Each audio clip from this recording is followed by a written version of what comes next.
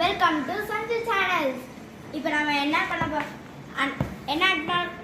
Unbox பண்ண போறோம்னா electric rice cooker. இப்போ வாங்க அன்பாக்ஸ் பண்ணலாம்.